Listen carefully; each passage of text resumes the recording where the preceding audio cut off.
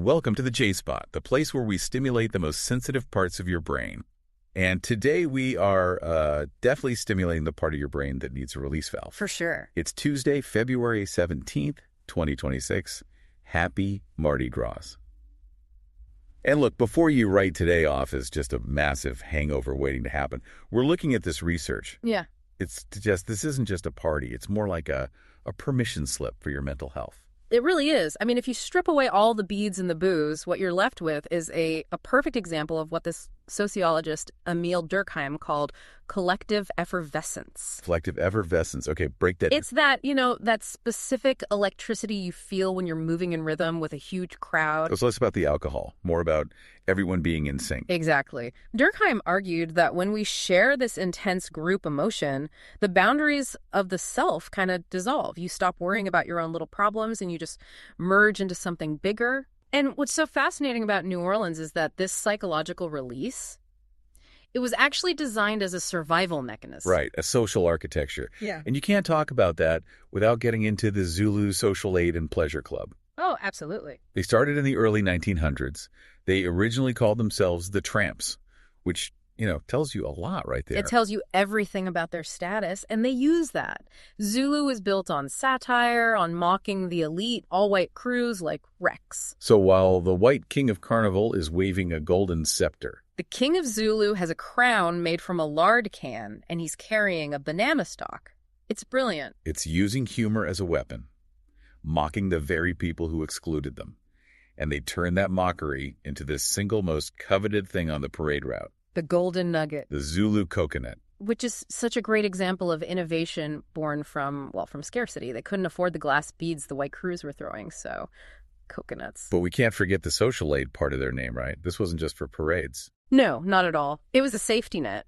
Back then, you have to remember, white insurance companies often just refused to cover black citizens. So these clubs were providing things like burial funds. Burial funds, sick pay.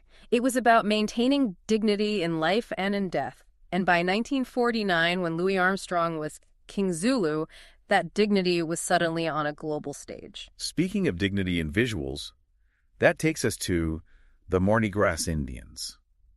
The black masking Indians. Oh, the suits? I mean, if you haven't seen these aren't just costumes. They are hand-sewn, bead by bead. They can weigh up to 100 pounds. And take an entire year to build. The why behind those suits, that's the core of it. It's a walking homage to the Native Americans who sheltered runaway slaves in the bayous. Maroons. Maroons, exactly. It's a spiritual assertion, a shared history of resistance. And the way it plays out on the street is almost tactical. You've got the spy boy way up ahead. He signals the flag boy, who then signals the big chief. It's a whole hierarchy of respect. It is. And that hierarchy used to be settled, violently. There was real conflict between tribes.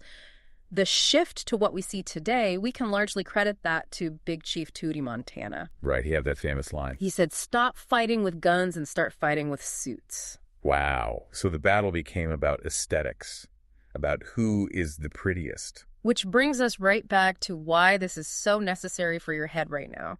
It goes back to that perceived emotional synchrony. When you move with the crowd, you create awe. It literally buffers stress and isolation. And in the context of this history, that feels like a political act. It is 100%. Scholars call it black joy. It is an active refusal to be defined by tragedy. It's reclaiming your space. So we basically have a mandate to go enjoy ourselves. Yeah. Which leads us to the king cake. The fuel for the joy. We got the colors. Yeah. Purple for justice, green for faith, and gold for power. And here's my final advice. Eat the cake. And that little plastic baby inside, it's not just a toy, it's a command. If you get the baby, you have to host the next party. It's a built-in mechanism to make sure the community keeps going. The community is the cure. So joy is a discipline. You have to practice it. You really do. And if collective effervescence creates a collective mind, then isolating yourself is, it's literally losing a piece of your humanity. Go find your rhythm today. The J-Spot is a J. Briar Allen production, edited by Jay Rivera, Danielle Reyes, and Jessette Garcia.